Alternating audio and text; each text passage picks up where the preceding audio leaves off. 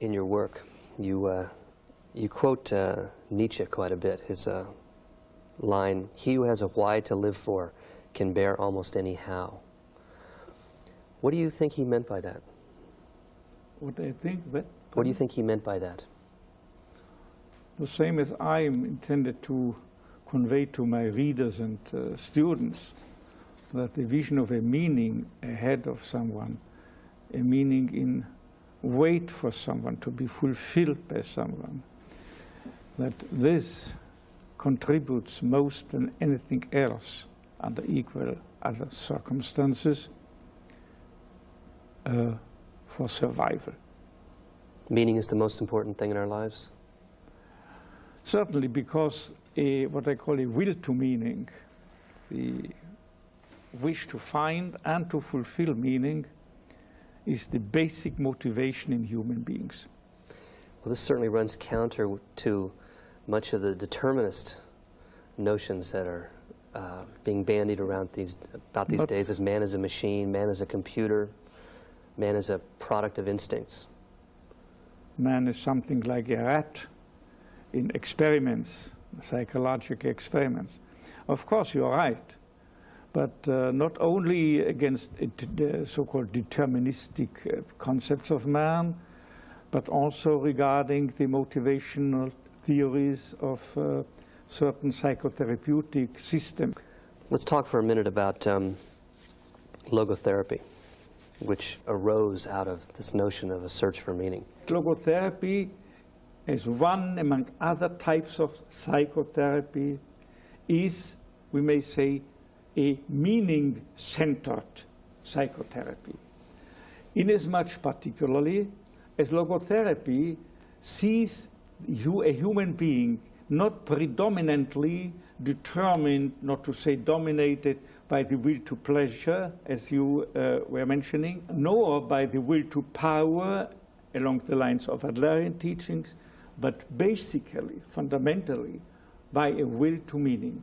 That is to say, the desire, the impulse to find, to discover in life, or better to say in each life situation, concrete life situation confronting someone, the desire to find a meaning therein and to go on to fulfill it. I was very intrigued. One of the most surprising things I've read recently was that you said that when you talked to European students, only 40% said they had suffered this sort of inner void, and yet 81% of American students experience the same thing. This was decades ago. We think of it just the opposite. We think of the Europeans as being buried under this existential dread and sense of purposelessness, and Americans as being optimistic and upbeat.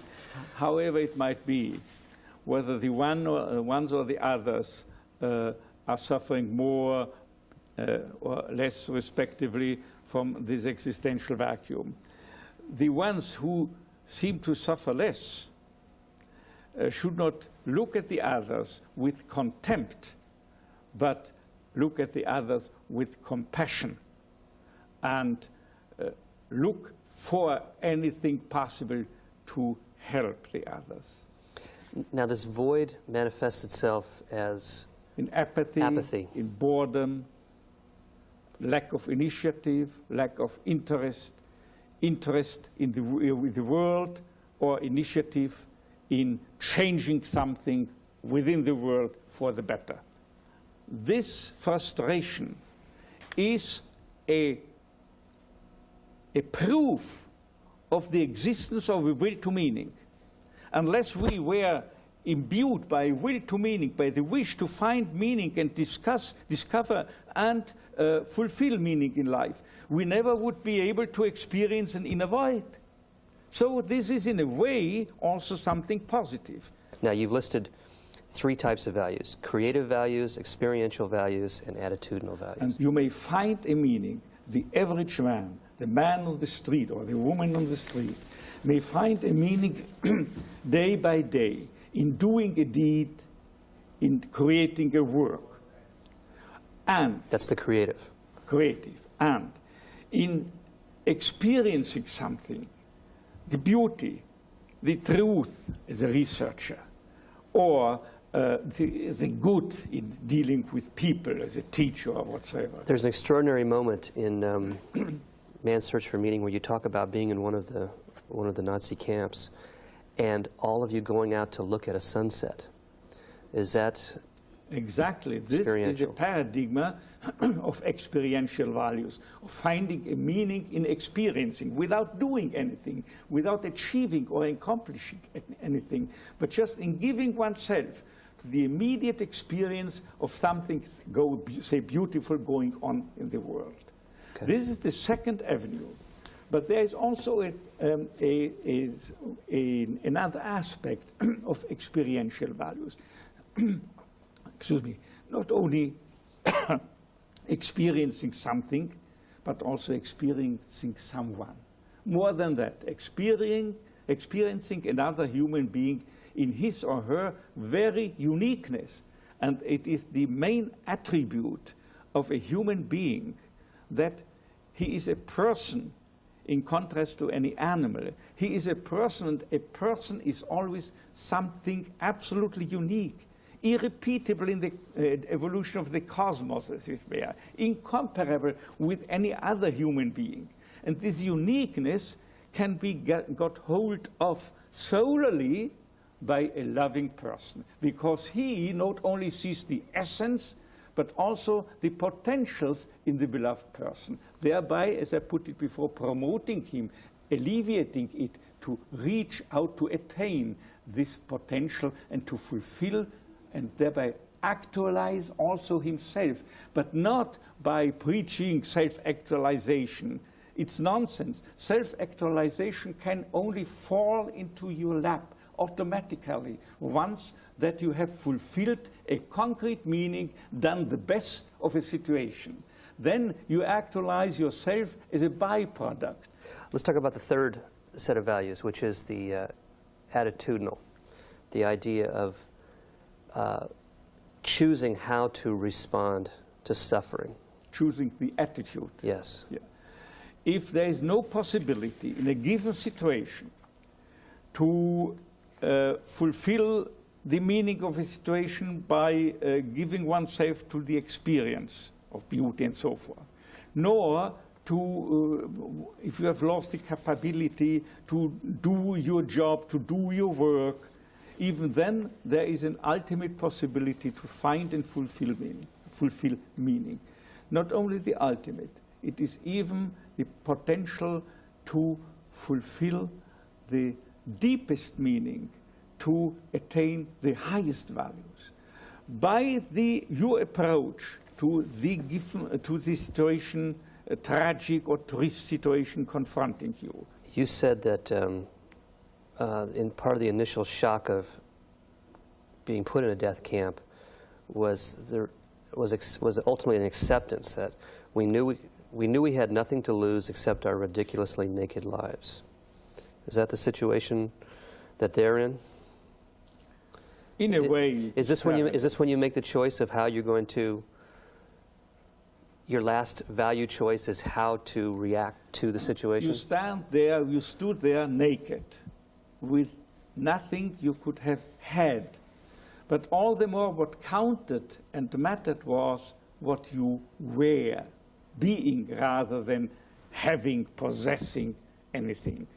Or the being. So what counted was what you make out of this situation, with what attitude you adopt in the given situation. And there is a multitude, a wealth of possible attitudes to how to approach it. So you have to decide. The ultimate, I would take it, attitudinal value challenge that we all share is how we're going to face death. How do you prepare people for that? How do you prepare yourself for that? I couldn't prepare anyone else unless I would have prepared myself. Because if you are a psychiatrist, your patients feel exactly whether or not you are really convinced of what you are teaching and telling them. Now, I'm convinced that in contrast to the usual aspect, the albeit sound aspect to life, and more specifically to the past, to life's transitoriness, and this includes that we approach, each of us are approaching death.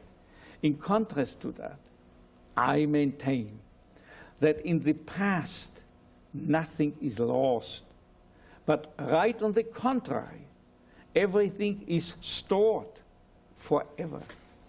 It is not annihilated by transitoriness, but on the contrary, it is becoming preserved forever. Something you have done can never be undone.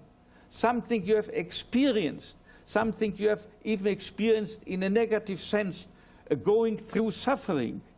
And if you have, for instance, if you have suffered, gone through this suffering, honestly, courageously, and with dignity, who in the world, what in the world can deny, can annihilate this? What you have done has been done forever, in both ways, in a negative as in a positive way. It cannot be undone. And the past is a storehouse of what you have done, what you have experienced, what you have gone through, and what you have done out of all the negative and tragic aspects as even encountered within your life.